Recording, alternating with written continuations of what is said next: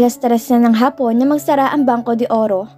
Excited na si Fatima dahil 2 oras na lang at susunduin na siya ni Hendrix. Ngunit biglang nagring ang kanyang cellphone. Agad niya tong sinagot na mag-flash ang pangalan ni Hendrix sa screen. Hello? Hello Fatima? May emergency board meeting ako at baka matatagalan pa. I'm sorry pero hindi muna kita masusundo. Sabi nito. Ganun ba? Okay lang Hendrix, magko-commute na lang ako. Tugon niya. Sorry taga Fatima ha, biglaan kasi eh. Okay lang Hendrix, no worries. Alam naman ni Fatima kung gaano ka-busy ang lalaki. Kaya naiintindihan niya kung hindi si Hendrix masusundo. Isa pa, hindi rin naman obligasyon nito ang sunduin siya. Wala naman silang relasyon. Napabuntong hininga siya. Hindi ni Fatima alam kung bakit biglang tumamlay ang pakiramdam niya. Bakit ang lungkot mo Mars? Hindi ka ba masusundo ng asawa mo?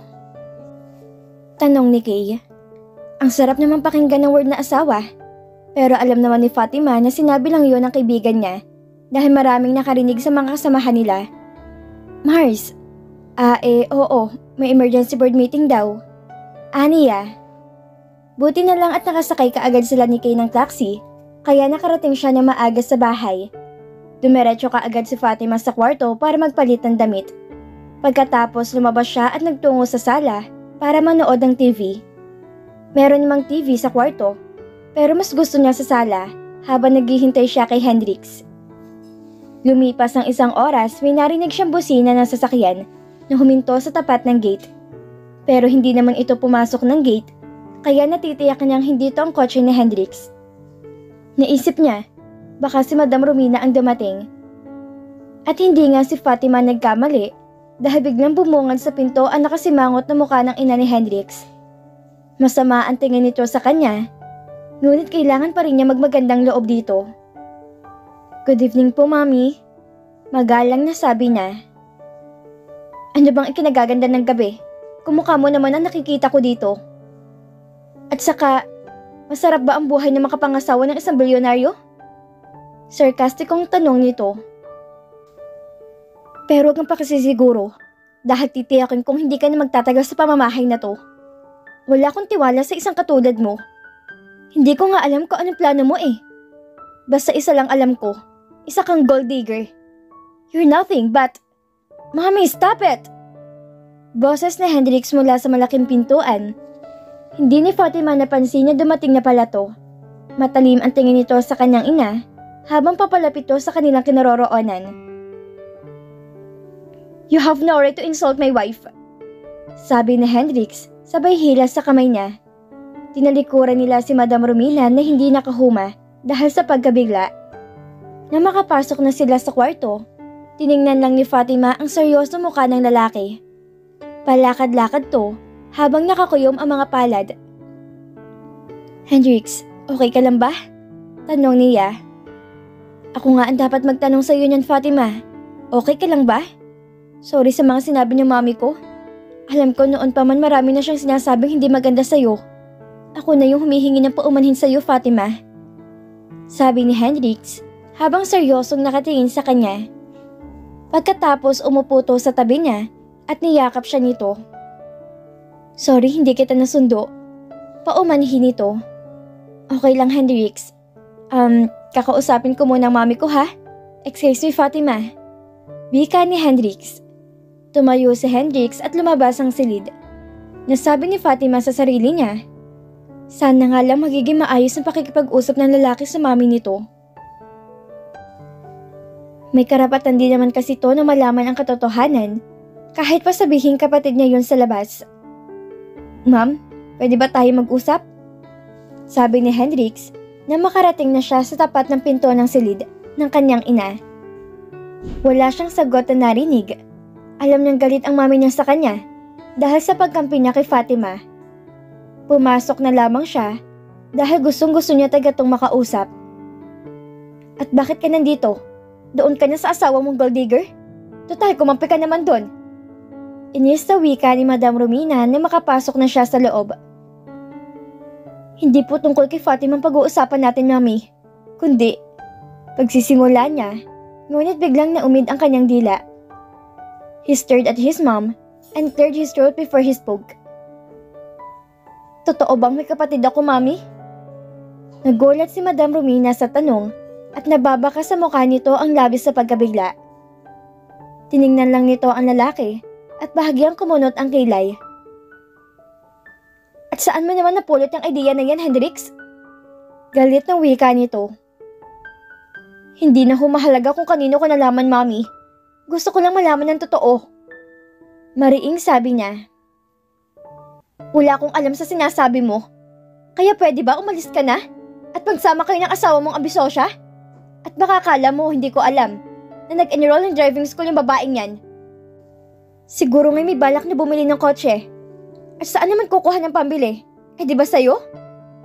Galit na reklamo nito. Ma'am, hindi ho si Fatima ang issue dito. Ang tanong ko sagutin niyo please. May kapatid ba ako sa labas? I said I don't know what you're talking about. Get out, Hendrix! Out! Lumabas na lamang si Hendrix at baka hindi siya makapagpigil sa sarili at tuluyan siya makalimot na ina niya ang kanyang kausap. Wala pa rin namang mangyayari kung pagigiitan niya ang gusto niyang malaman dahil hindi talaga ito magsasalita. Bumalik siya sa kwarto na laglag ang balikat. Paano kaya niya malalaman ang katotohanan? Okay ka lang ba, Hendrix? Tumango lang siya at inanyayahan na ang dalaga na bumaba para kumain. Pagkatapos nila maghapunan, pumasok na agad siya sa karugtong na silid. Patuloy pa rin gumugulo sa isipan niya ang tungkol sa kanyang kapatid. Kahit ayaw sabihin ng mami niya ang totoo, pero hindi naman nagsisinungaling si Manang Remy. Matagal na tong nanilbihan sa kanila, kaya alam niya na hindi to gagawan ng kwento na walang katotohanan. Saglit siyang nag-isip. Biglang sumagi sa isip niya si Leandro. Tama, baka may alam to tungkol sa sekreto ng kanyang ina. Agad niyang kinuha ang kanyang cellphone upang tawagan ang best friend niya. Bro, ba't napatawag ka? Boses ng abogado sa kabilang linya. Pwede ba tayo mag-usap? Hania. Now? Yeah, if you're not busy. Sagot ni Hendrix. Pagkatapos sila mag-usap ni Leandro sa cellphone, agad siyang nagbihis. Fatima, aalis muna ako ha. Makikipagkita ko kay Leandro. Sabi niya saka siya lumabas ang silid. Bro, sambit ni Hendrix na makarating si Leandro sa bar na dati nilang pinupuntahan. Kinamayan siya ng abogado saka to umupo. Pagkatapos umorder to ng vodka na kadalasang iniinom nila sa mga hangout. What's up bro? Sa tingin ko importante yung pag-uusapan natin. Ano ba yan? Tanong nito. Narinig ko kasi kanina si Manang Remy na nag-uusap kasama ng mga katulong. Nabanggit niyan tungkol sa kapatid ko sa labas. Baka may alam ka dito bro? Wika ni Hendrix. Saglit na natahimik ang kaibigan niya at saka matamang tumingin sa kanya. Maya't maya'y nagsalinto ng alak sa 2 baso. Actually bro, bago ko lang din nalaman na magpunta dito ang mami mo. Siguro after nung libing ng lola mo. Humingi siya sa akin ng legal advice tungkol nga sa kapatid mo. Mahinahong sabi ng abogado, saka to lumagok ng alak. So, totoo nga may kapatid ako? Ang ibig sabihin, pinagtak sila ng mami ang daddy ko? Ganun na nga bro. But I think, alam to ng daddy mo noon pa, ngunit hindi na lamang to nagsalita. Nang marinig ni Hendrix ang sinabi ng kanyang kaibigan, magkahalong lungkot at galit ang kanyang nararamdaman. Lungkot para sa daddy niya, dahil alam niya kung paano nito minahal ang kanyang ina. At galit para sa mami niya, dahil sa pagtataksil nito sa kanyang ama. Nakakuyom ang kanyang mga palad dahil sa sobrang galit. Tinanong nga pala ng mami mo, ang maaaring mamanahin ng half-brother mo. Dagdag na sabi ni Leandro. At talagang yun ang naiisip niya? Hindi lang yun bro. Gusto niyang makuha ang buong pamamahala ng pabrika. Kaya ayaw niya maikasal ka kay Fatima. Dahil alam niya na yun ang nakasaad sa last will and testament ng daddy mo. Na kapag maikasal ka na at the age of 30, ibibigay sa iyong pamamahala sa shoe factory. Pagtatapat ng abogado. Kaya kung ano-ano na lang pinagsasabi niya kay Fatima, para hindi lang matuloy ang kasal namin? Umiling-iling si Hendrix dahil hindi siya makapaniwala na yun ang ugali ng kanyang ina. Kaya pala malayo ang loob ng kanyang lola dito.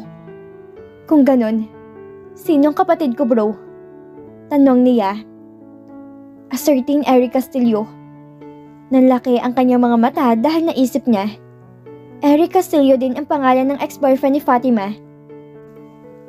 Tinungga ni Hendrix ang alak habang patuloy na iniisip ang posibilidad na ang lalaking yon ang kapatid niya. Ngunit naisip din niya, baka magkapareho lang ng pangalan. Ang alam kasi niya, anak ng isang mayamang negosyante ang lalaking yon, kaya imposible yatang maging kapatid niya to. Bro, ba't natahimik ka? Tanong ni Leandro. Wala bro. May naisip lang ako. Well, I think I need to go now. Thanks for the time bro. 9:00 na ng gabi, ngunit ayaw pa rin dalawin ng antok si Fatima. Bumangon siya at lumabas ng kwarto. Doon na lamang niya sa sala hintayin si Hendrix. Ngunit naisipan niya maligo muna sa pool, kaya pumasok siya ulit sa kwarto at nagsuot ng maikling shirt at crop top. Kalahating oras siya nag-i-enjoy sa pagsuswimming nang marinig niya ang ugong ng sasakyan. Umahon siya at nagsuot ng bathrobe. Hi Hendrix! Salubong niya rito. Oh, ba't di ka pa natutulog? Hindi pa ako inaantok eh. Pagsisinungaling niya. Hindi naman niya masabi-sabi na hinihintay niya ang pag-uwi nito. Sabay silang umakyat ng hagdan papunta sa kanilang silid. Saglit muna siyang pumunta ng banyo at nag-shower. Doon lang din siya nagbihis dahil alam niyang nasa kwarto ang lalaki. Isang pajama at sweatshirt ang kanyang isinuot habang ibinalot naman ang towel sa basa niyang buhok. Nakita niyang nakaupo si Hendrix sa sofa at parang may malalim na naman tong iniisip. Hendrix, anong pinag-usapan niyo na Attorney Leandro? Tanong ni Fatima habang pinapatuyo ng blower ang kanyang buhok. Totoo nga may kapatid ako at ano Hendrix? Eric Castillo daw ang pangalan ng half-brother ko. Sabi nito.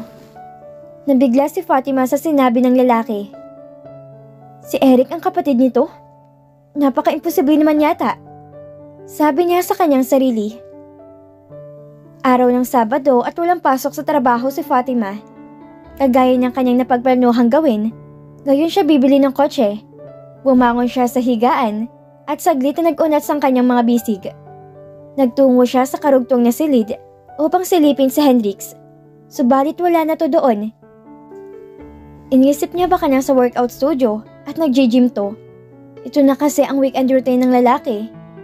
Kinuha na lamang niya ang kanyang towel at pumasok sa banyo. Pagkatapos niya maligo, nagbihis siya ng blouse at square pants. Kadalasan ganitong klaseng damit ang kanyang sinusuot pag nasa biyahe siya. Naglagay siya ng konting pulbos sa kanyang pisngi at nagpahid ng konting lip tint sa kanyang labi. Matapos niyang suklayin ang kanyang buhok, lumabas na siya ng kwarto. Hinayaan na lamang niyang nakalugay ang basa niyang buhok dahil nasa bahay lang naman siya. Pinapatuyo niya lang to kapag may pasok siya sa trabaho o kaya may lakad siya. Nasa unang palapag ang workout studio ni Hendrix kaya bumaba siya at nagtungo doon. Hindi naman nakasarado ang pintuan kaya sumilip si Fatima at hindi maiwasang mapahanga sa kagasigan nito. Titig na titig siya sa lalaki habang tumatakbo to sa isang electric treadmill. Basang-basa ng pawis ang buo nitong katawan, kaya bahagyang bumabakat ang suot na fitted ng sapatipuno nitong dibdib. Biglang sumagi sa isipan niya ang nangyari sa kanilang dalawa noong ipinagkaloob niyang kanyang sarili dito. Ewan nga ba niya kung bakit may isang bahagi ng kanyang pagkataong umaasa na mauulit pa yon. Bigla siyang kinabahan at natataranta ang lahat ng kanyang pandama lalo na nang tumigil bigla ang lalaki at tumingin sa kanya. Hi Fatima, good morning. Come in, sabi ni Hendrix. Sumilip lang ako saglit. Sagot ni Fatima. Hindi niya alam kung bakit bigla siya natataranta na magkatitigan silang dalawa. Mabilis niyang naisara ang pinto at nagmamadali siyang umakyat sa ikalawang palapag. Ang lakas ng kabog ng dibdib niya. Naupo siya sa kama at sinikap na pakalmahin ang kanyang sarili. Agad siyang nagtungo sa banyo at naghilamos upang mahimasmasan. Tinitigan niya ang kanyang sarili sa harap ng salamin at itong nararamdaman niya kay Hendrix. Attraction ba? Or lust? Ipinilig niya ang kanyang ulo dahil nakakahiyang isipin. Nakababae niyang tao may nabuong pagpapantasya sa utak niya para kay Hendrix. Lumabas siya ng banyo ngunit bigla na namang kumabog ang puso niya nang makitang nakatayo sa labas ng pintuan ng banyo ang lalaki. Nagugulat ka naman sabi niya at agad na nag-iwas ng tingin. Okay ka lang ba? Ba't bigla kang umalis kanina sa workout studio? Tanong ni Hendrix. Ha? Bigla kasing sumakit yung tiyan ko, kaya pumasok ako ng CR. Tugon ni Fatima. Tumango lang ang lalaki habang nakasunod to sa kanya. Umupo to sa sofa habang matama na nakatingin sa kanya. Hendrix, please stop staring at me. Ano ba? Nako-conscious ako sa iyo Saway ni Fatima rito. Bawal na pala ngayon ang tumitig sa iyo, Fatima. Nakangiting wika nito. Inirapan lang niya to.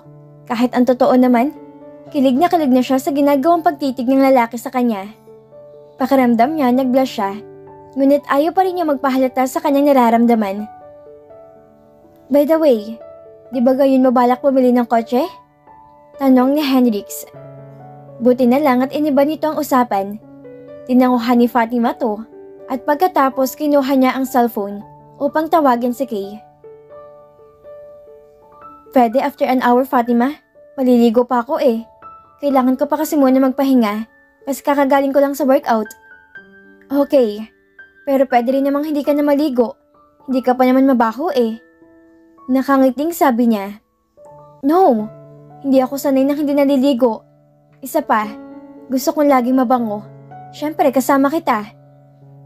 Para naman si Fatima na nabilaukan sa sinabi nito. Pakiramdam niya, nag-blush naman siya, kaya hindi na lamang siya nagsalita pa. Ifinokus na lamang niya ang kanyang atensyon sa pagkontak kay Kay. Hello Mars, sorry hindi mo na ako makakasama sa inyo kasi may dalaw ako Masakit ang puson ko. Wika ng kanyang kaibigan. Ganun ba Mars? Sige, pahinga ka na lang. Sagot niya. Sorry taga Mars ha? Anyway, kasama mo naman si Hendrix, so okay lang. Nakangiting sabi nito. Hindi nagtagal ng kanilang pag-uusap at nagpaalam na sila sa isa't isa. Kasalukuyan silang nasa Mitsubishi Motors at namimili ng latest na model. Hanggang sa ang mapili ni Fatima ay Mirage G4 na kulay silver. Pagkatapos ng isang maikling test drive, nakahanda na niya itong bayaran. Nakasunod lamang sa Hendrix sa kanya nang tinungo niya ang cashier. Ngunit nabigla siya nang inabot sa kanyang official receipt ng proof of payment. Samantalang hindi pa naman siya nagbayad. Ma'am, bakit may OR na ako? Hindi pa po ako nagbabayad Tanong ni Fatima. Binayaran na po ng asawa niyo ma'am. Nakangiting sabi ng babae. Sir, hindi niyo po ba sinabi sa asawa niyo? Biglang napatingin si Fatima kay Hendrix na tahimik lang na nakaupo sa tabi niya. Seriously? Binayaran mo na? Ba't di ka nagsabi? Bigla ni Fatima na natampal ang kamay ng lalaki. Tumango lang to habang matipid ng ngumiti. Nakangiti naman ng pagkatamis-tamis ang cashier na parang kinikilig to sa kanilang dalawa. Matapos niya makapirma ng mga mahalagang dokumento, maaari na niyang iuwi ang bago niyang kotse. Hindi nga niya maipaliwanag ang saya na kanyang nararamdaman. Dahil sa wakas, natupad na rin na matagal na niyang pangarap. Iniwan na muna ni Hendrix ang sasakyan nito kasi kailangan muna nitong samahan siya sa pagdadrive. Dahil wala pa naman siyang lisensya sa pagmamaneho, kailangan may kasama siyang professional driver. Nang nasa loob na sila ng sasakyan, pinaandar na niya ang makina at dahan-dahang pinapatakbo ang kotse. Ang galing mo na ang bilis mong natuto. Buong paghangang sabi ni Hendrix. Thank you, trying hard nga Nakangiti ni Fatima na tugon. Mamaya na tayo mag-usap sa bahay Hendrix. Kailangan ko muna mag-concentrate dito.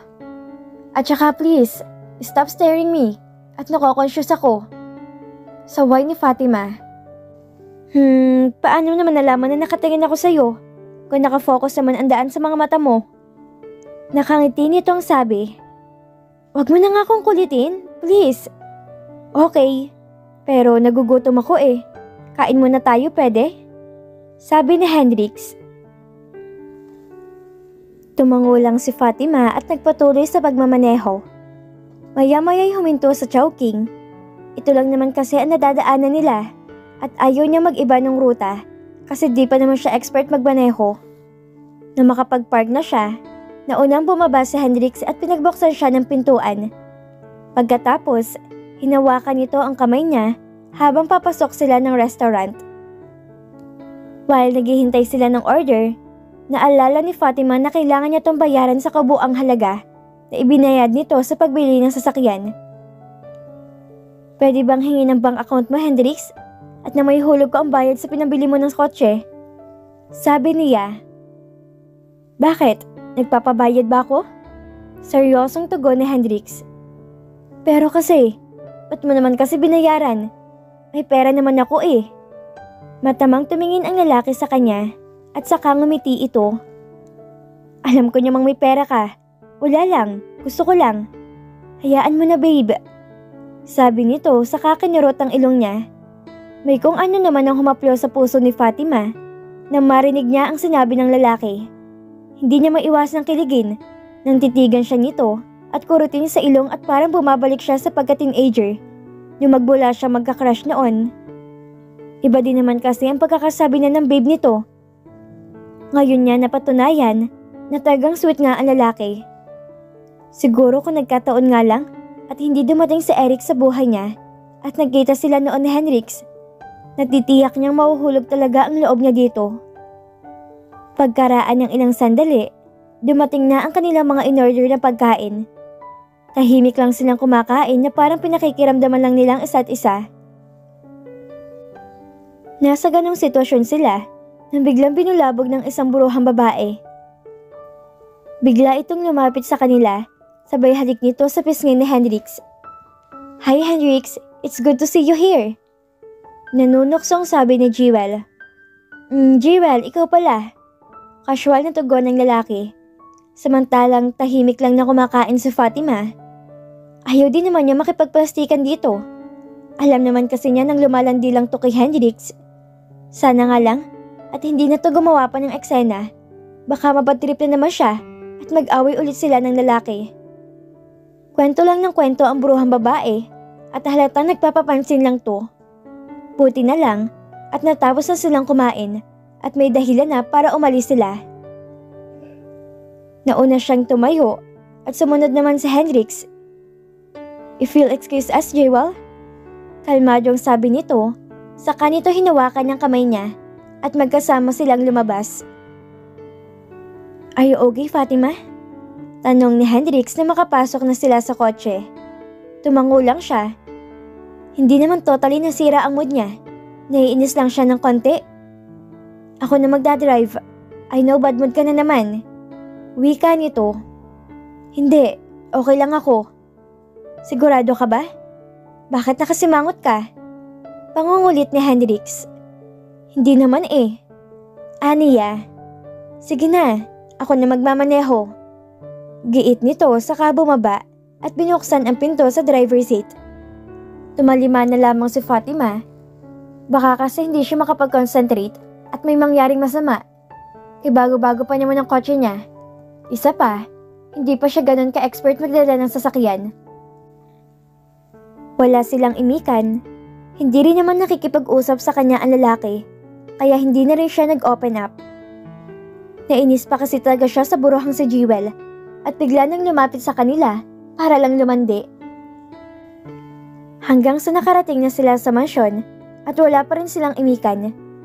Nagtuloy-tuloy lang si Fatima sa pag-akyat sa hagdan at hindi na niya hinintay pa si Hendrix. Maya't maya'y pumasok na rin to at matamang nakatitig sa kanya. Hindi niya to tiningnan at nagbisi-bisihan na lang siya sa pagpindot ng kanyang cellphone. Nabigla siya nang tumabito sa kanya at sa pag-upo sa kama. Bad mood ka pa rin ba? Tanong ni Hendrix. Hindi naman ako bad mood, naiinis lang ako. Napaigtad si Fatima nang hawakan nito ang kamay niya. Kung halikan kaya kita, sapat na ba yan para mawalang inis mo? Tanong nito na ikinabigla niya. Hindi siya kumibo. Paano nga ba niya sasabihin ng gustong-gusto niyang halikan siya nito? Naramdaman na lamang niya ang marahan na paghaplos ng lalaki sa kanyang pisngi. Napatitig siya dito at na maglapat ang mga labi nila, napapikit si Fatima. At dito na po nagtatapos ang ika-27 kabanata ng ating kwento. At sana'y muli niyo po akong samahan sa mga susunod pang kabanata na ibabahagi ko sa inyo. Maraming salamat po at ingat po tayong lahat.